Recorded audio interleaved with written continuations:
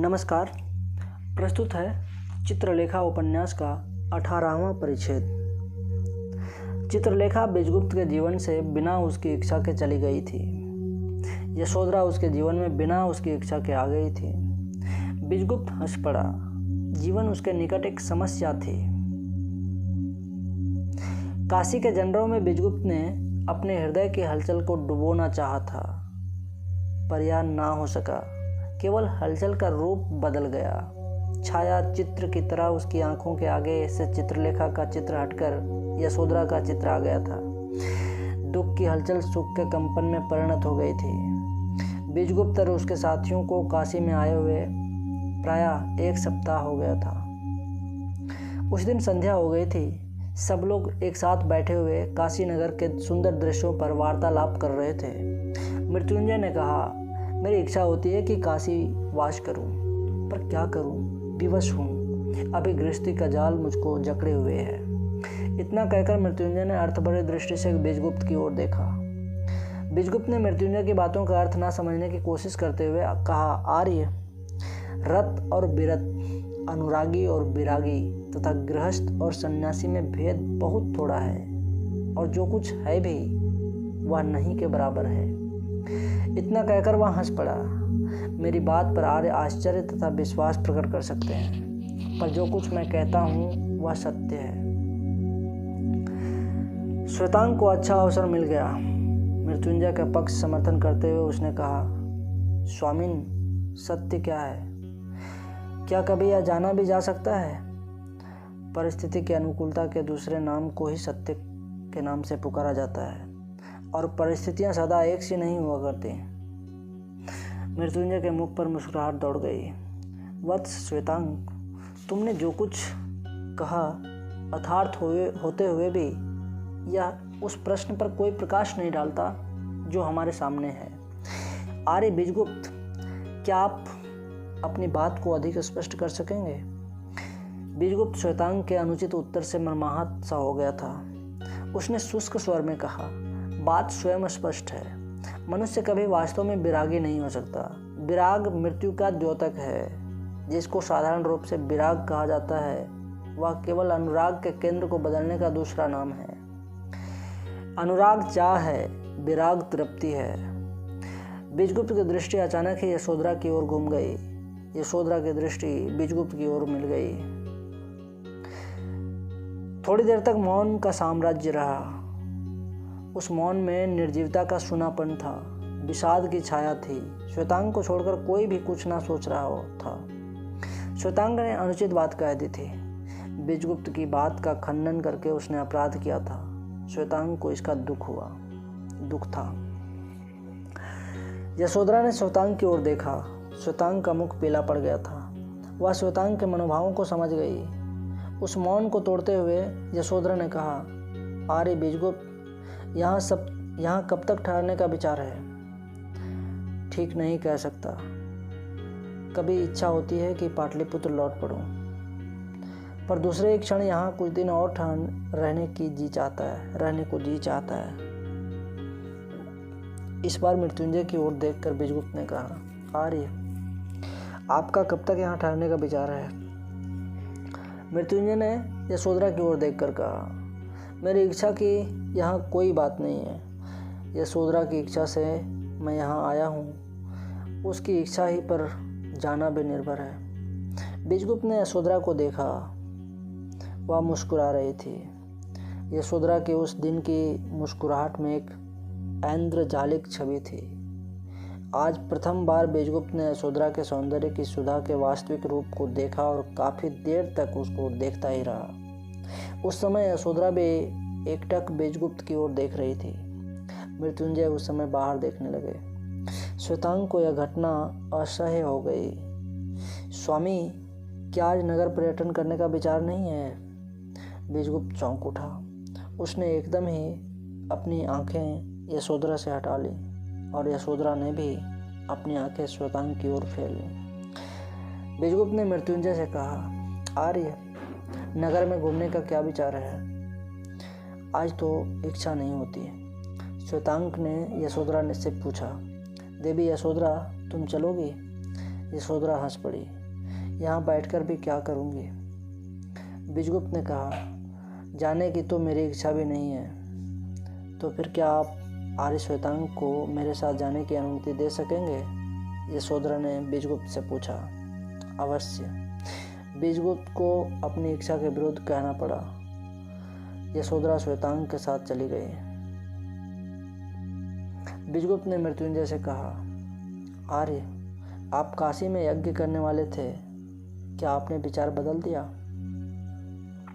मृत्युंजय हंस पड़े। हाँ, कुछ दिनों के लिए विचार स्थगित कर दिया है। आर्य विजयगुप्त, एक बात समझ नहीं पा रहा हूँ, क्या यज्ञ के बलि प्रदान वाला अंश नहीं निकाला जा सकता?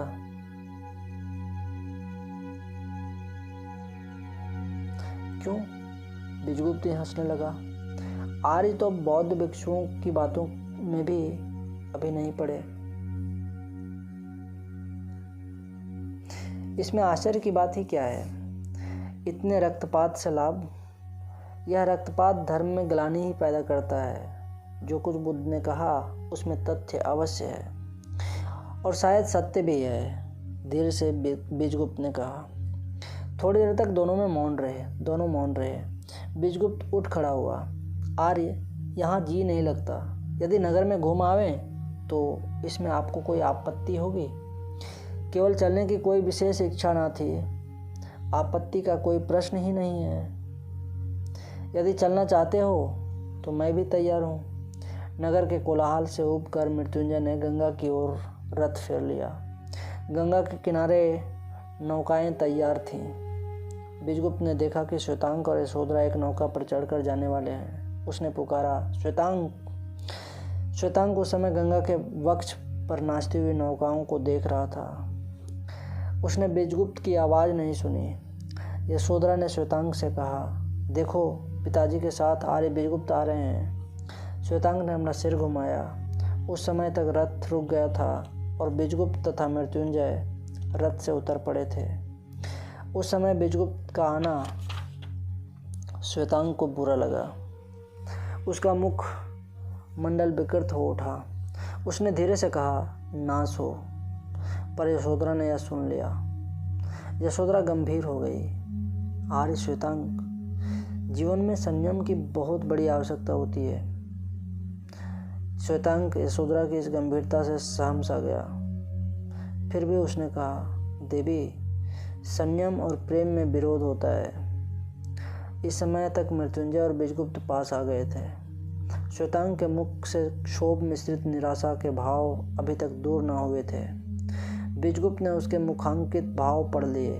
उसने कहा, श्वेतांग, तुम लोगों के चले जाने के बाद हम लोगों का चित्त नहीं लगा और हम लोग भी चले आए। एक रूखी हंसी हंसते हुए श्वेतांग ने कहा, मैंने स्वामी से पहले ही चलने को कहा था। सब लोग नौका पर बैठ गए और नौका गंगा की धारा में छोड़ दी गई। चारों ओर गंगा के वक्षस्थल पर नौकाएं उतरा रही थी। कहीं गाना हो रहा था, कहीं बाजे बज रहे थे और कहीं लोग बातें कर रहे थे तथा कहीं हंस रहे थे। यशोधरा ने कहा, आर्य श्वेतांग, तुम्हें काशी सुंदर लगता है या पाटलिपुत्र? श्वेतांग ने कुछ देर तक सोचकर कहा, मुझे पाटलिपुत्र अधिक प्रिय है, क्योंकि पाटलिपुत्र का सा ऐश्वर्य यहाँ काशी में नहीं है। काशी तो विद्या का केंद्र है। और विजयगुप्त, तुम्हें? मुझे आजकल काशी अच्छा लगता है। यशोधरा ने फिर पूछा, आजकल क्यों? देवी यशोधरा, किसी भी स्थान का प्रिय लगना परिस्थिति की अनुकूलता पर निर्भर है। हम स्थान को पसंद नहीं करते। स्थान तो केवल एक जड़ पदार्थ है। हम पसंद करते हैं वातावरण को, जिसके हम अभ्यस्त हो जाते हैं। प्रत्येक व्यक्ति को वह स्थान प्रिय होता है जहाँ उसका जन्म हुआ है और उसका लालन पालन हुआ है। सदा वहीं पर रहने से उसके मित्र वहीं पर बन जाते हैं। हमारा जीवन जड़ पदार्थ से निर्मित नहीं है, वह निर्मित है चेतन से, व्यक्तियों से, जिनके संसर्ग में हम आते हैं। ऐसी स्थिति में यह स्वाभाविक है कि मुझे पाटलिपुत्र अधिक प्रिय हो। पर बात यहीं समाप्त नहीं हो जाती।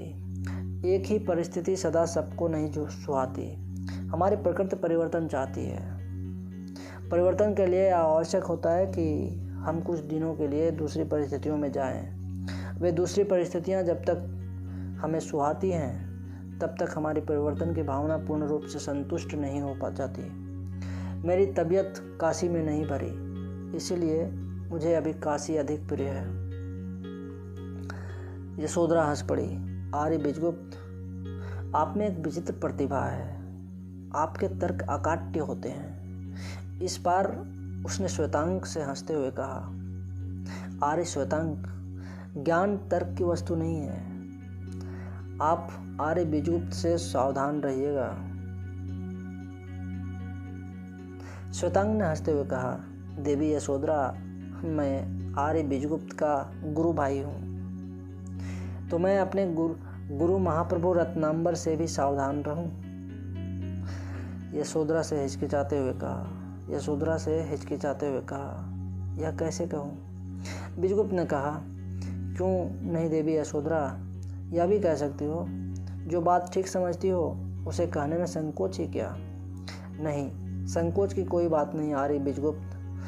आपके विषय में मैं सब कुछ कह सकती हूँ, क्योंकि मैं आपसे इतनी घनिष्ठ हूँ कि मुझे आप में और अपने में अधिक भेदभाव नहीं दिखता। पर महाप्रभु रत्नांबर वे पूज्य हैं। बीजगुप्त ने यशोधरा की ओर देखा। उसकी आंखें यशोधरा की आंखों से मिल गई। दोनों एकटक कुछ देर तक एक दूसरे को देखते रहे। यशोधरा की आंखों में लज्जा ना थी, संकोच ना था, एक सूक्ष्मता थी, स्पष्टता थी, निश्चल भाव था। बीजगुप्त की धमनियों में रक्त तीव्र गति से प्रवाहित होने लगा। हृदय धड़कने लगा। सारे शरीर में एक कंपन सा दौड़ गया। बीजगुप्त ने यशोधरा से अपनी आंखें हटा ली। श्वेतांग की आंखों से उसकी आंखें मिली। श्वेतांग की आंखों ने कह दिया कि वह बीजगुप्त की इस भावना को समझ रहा है। बीजगुप्त को अपने ऊपर कुछ क्रोध हुआ और श्वेतांग के ऊपर भी। श्वेतांग, स्वामी। बीजगुप्त संभल गया।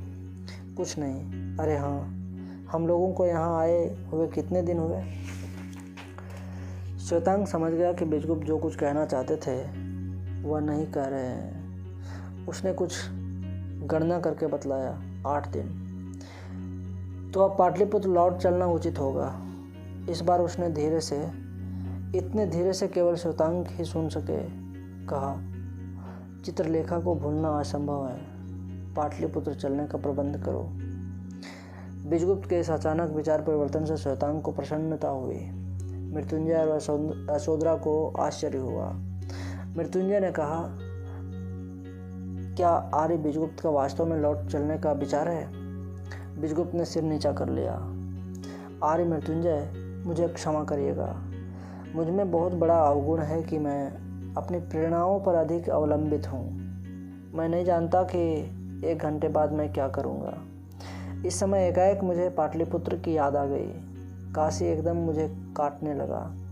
काशी में एक पल रहना भी अब बड़ा कष्ट साध्य होगा। यशोधरा ने पूछा, तो कब चलने का विचार है? हम लोगों को भी प्रबंध करना होगा। आर्य बीजगुप्त, प्रेरणा पर काम करते समय दूसरों की सुविधा पर भी ध्यान देना मनुष्य का कर्तव्य है। बीजगुप्त का मुख लज्जा से पीला पड़ गया। ठीक कहती हो देवी यशोधरा, मुझे क्षमा करना। तुम्हारी सुविधा पर ही मैं अवलंबित हूँ। इतना विश्वास रखो। जब तुम उचित समझो तभी मैं चलूँगा। नहीं आर्य बीजगुप्त, मुझे कोई असुविधा नहीं। मैं तो केवल साधारण बात कह रही थी, आपको कष्ट ना हो। हम लोग कल संध्या तक लौट चलने का प्रबंध कर लेंगे। कुछ सामान मोल लेना है। आर्य श्वेतांग के साथ मैं बाजार से वह सामान कल ले आऊँगी। और इसी के साथ चित्रलेखा उपन्यास का यह 18वां परिच्छेद यहीं समाप्त होता है। मिलूँगा फिर अगला 19वां परिच्छेद को लेकर। तब तक के लिए नमस्कार, धन्यवाद।